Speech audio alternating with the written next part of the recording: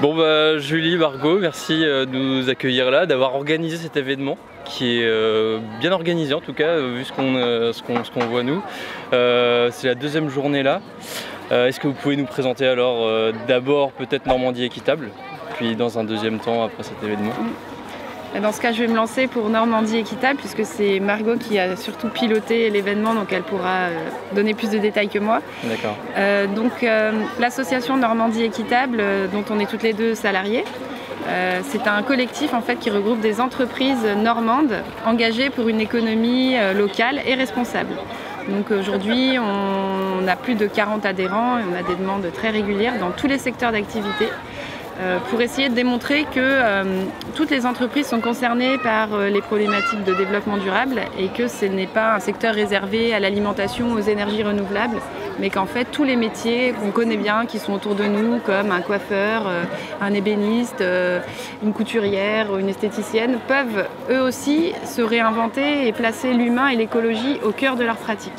Et c'est vraiment ça l'enjeu de notre association, c'est d'illustrer avec des métiers très concrets qu'en fait il existe des solutions autour de nous, en Normandie, partout, pour nous aider à consommer de manière vertueuse et qui soit vraiment positive pour nous, pour notre société, pour notre économie, pour la planète. Est-ce que tu as quelques exemples à nous donner alors de peut-être des premiers adhérents, de ceux qui peut-être vous ont fait confiance en premier? Oui, complètement. On a un exemple qu'on ne se lasse pas de donner parce qu'il est vraiment très emblématique, c'est le salon de coiffure Coquelicot, qui est donc un salon de coiffure végétal et qui s'est dit depuis 10 ans déjà que c'était pas possible de continuer à utiliser ces produits toxiques, nocifs des grandes multinationales que tout le monde connaît et qui à la fois contribuent à rendre malades les coiffeuses, qui, il faut le savoir, c'est un métier où il y a énormément de maladies professionnelles, des problèmes respiratoires, des problèmes de peau engendrés par les produits utilisés dans les salons de coiffure. Et puis ça dégrade aussi la santé des clients qui mettent ça sur leurs cheveux. Alors qu'en fait, il y a des alternatives qui existent depuis des siècles, ils n'ont rien inventé, mais les plantes tinctoriales, elles sont là pour teindre les cheveux de manière naturelle, ça fonctionne très bien et en plus ça prend soin des cheveux, donc j'ai envie de dire pourquoi s'en passer. Et le salon Coquelicot a fait ce pari-là depuis 10 ans. C'est aujourd'hui très certainement le plus gros salon de coiffure de Caen. Ah oui, en plus. Avec 7-8 salariés et une demande qui explose chaque année. On voit du coup émerger à Caen de plus en plus de salons de coiffure indépendants qui utilisent que des produits bio et végétaux. D'accord, donc en plus ils ont inspiré des gens, donc que du positif. Oui. Ouais. Super, ils sont basés où d'ailleurs? Alors c'est rue des Croisiers. Croisiers, ouais. Voilà. Donc pas loin du château, pas loin de la rue Froide, voilà. Très bien. Centre-ville, ouais. Ça marche. Je crois savoir que vous faites aussi l'Atypique. Est-ce que vous pouvez nous expliquer ce que c'est l'Atypique? Margot, peut-être. Tu veux que j'y aille? Ouais, ça changera. Donc l'Atypique, c'est la 3e édition de ce petit catalogue qu'on a imaginé comme une sorte de guide un peu touristique qu'on peut voir, de guide classique, mais qui recense là toutes les adresses où on peut consommer autrement à Caen. Donc à la fois les commerces, mais aussi des lieux avec de l'échange, etc. et des activités non monétaires. Et dans tous les domaines, donc on a des catégories plus centrées sur la restauration, des endroits où on peut faire ses courses, des endroits où on peut acheter de la déco, des vêtements, s'équiper soi et sa maison, et puis des prestataires de services, une banque, un fournisseur d'électricité.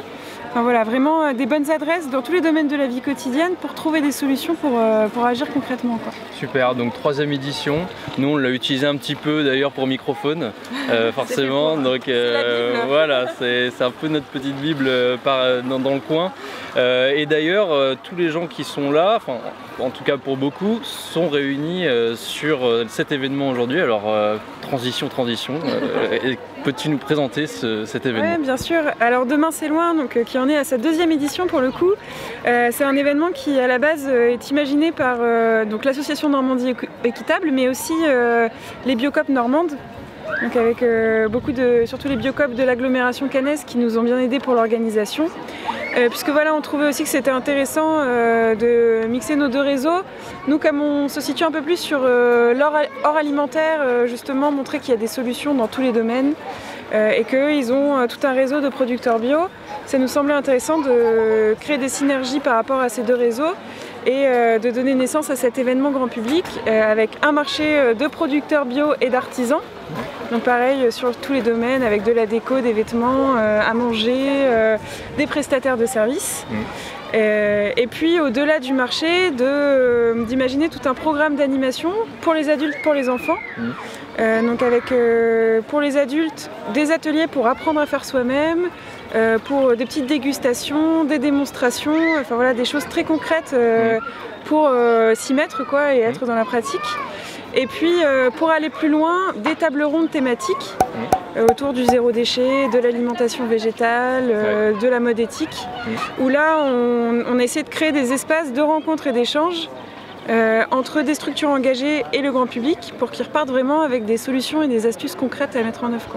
D'ailleurs, en parlant de ça, nous on a suivi quelques conférences super intéressantes, par exemple Terre de Liens, on a trouvé ça super intéressant.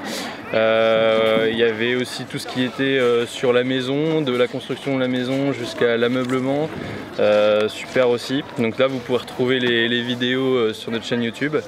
Et puis nous on a bien aimé parce que c'est vrai qu'on a retrouvé plein de gens qu'on avait interviewés, comme les savants d'Aurélie, il y avait Surfrider, il y a Gossens aussi. Voilà, donc c'est tout un réseau canet qui est en train de normand qui est en train de se créer. C'est très sympa. On me demandait hier, c'est toi qui me demandais est-ce que alors il y a de plus en plus de gens qui s'engagent, tout ça. C'est vrai que nous on trouve que oui, ça sera jamais assez, mais ça a une belle impulsion. D'où vient cette idée de faire cet événement-là? D'ailleurs, est-ce que vous êtes inspiré de je sais pas, quelque chose qui existait déjà dans une autre région Tout à fait. En fait, à la base, c'est né du fait que chaque année, il y a la fête de la bio qui est organisée dans la région. Donc ça change de département en fonction des différentes années. Et l'année dernière, il n'y avait pas de fête de la bio. Donc on s'est dit, c'est dommage parce qu'il va manquer ce temps un peu fédérateur autour des initiatives, des alternatives, etc. Et donc du coup on s'est dit, nous on peut s'emparer de ce sujet-là, et surtout que ça faisait longtemps qu'il y avait aussi plus vraiment de grand temps un peu festif, convivial autour de ces alternatives, parce qu'avant il y avait eu le système durable qui était organisé par tout un collectif comme ça. Et donc voilà, pour nous c'était vraiment un manque, il fallait créer quelque chose comme ça pour le grand public, sur 2 jours, qui regroupe un peu toutes les alternatives et qui soit un peu fédérateur. D'accord. Un dernier mot pour finir cette interview, parce que vous avez un message à faire passer. Quel message on pourrait faire passer? C'est à l'image de tout ce qu'on essaye de faire entre le guide atypique et ce festival, c'est d'avoir une approche vraiment non culpabilisante, non moralisatrice autour de ces modes de consommation, de montrer qu'au contraire ça rend heureux en fait. Quand on se pose des vraies questions, alors c'est vrai que ça peut faire peur au début parce qu'on est un peu submergé par l'ampleur de la tâche, parce qu'en effet il s'agit de revoir tous nos modes de vie, que ce soit comment on habite, comment on se déplace, ce qu'on mange, comment on s'habille. Donc il y a vraiment une remise à plat totale à faire qui fait peur. C'est normal chez l'être humain, on a d'abord peur du changement. Et nous on essaye d'accompagner en disant mais non, regardez, ça crée du lien, ça rend, je redis encore une fois, ça rend heureux, c'est épanouissant parce que on connaît ses fournisseurs, on a envie de les soutenir, et on n'est plus dans une approche où il y a plein d'intermédiaires, des systèmes opaques qui ne sont pas transparents, et en fait on ne sait pas où va notre argent. Et quand on gratte un peu, on sait qu'il va surtout alimenter la pollution, l'exploitation des personnes à l'autre bout du monde, mais aussi à côté de chez nous. Donc quand on découvre tout ça, on ne peut pas rester sans rien faire. Et nous, voilà, notre message, c'est de dire en fait qu'on a le pouvoir, nous les citoyens, on a le pouvoir de décider de la société dans laquelle on peut vivre, on veut vivre. C'est le pouvoir de l'achat. Donc nous, on a arrêté avec le pouvoir d'achat. C'est nos achats, ils peuvent décider presque de tout autour de nous. On a tous des revenus, presque, on va dire, la plupart d'entre nous ont des revenus tous les mois. Et à nous de décider où on a envie de les mettre, à qui on a envie de les donner. Et franchement, c'est un pouvoir énorme qu'on sous-estime trop. Et on espère, à travers tous ces exemples, montrer que la balle est dans notre camp. Alors évidemment, le soutien des gouvernements à l'échelle nationale et internationale est indispensable. Mais c'est la cohésion entre toutes ces strates-là, de la plus petite échelle à la plus grande, qui fera que ça marchera, on espère, le plus vite possible. Très bien, le message je crois est passé, il était très clair. Merci beaucoup à vous, c'est un super événement, on a été super contents de passer. Nous aussi on est très contents de cette édition et on constate qu'on a sûrement 2 fois plus de fréquentation que l'année dernière, donc ça montre qu'il y a une énorme dynamique en place. Donc il y aura bien une édition 2020. Normalement, on aura une nouvelle édition 2020, ouais, toujours à Louvigny, parce qu'on est dans un super cadre. Donc, génial. Voilà, faut pas hésiter à suivre à la fois la page Facebook de Normandie Équitable et puis la page Facebook de Demain c'est loin pour avoir toutes nos actualités, nos infos en temps réel. Ok, merci beaucoup. Merci à toi. Et à bientôt sur Microphone.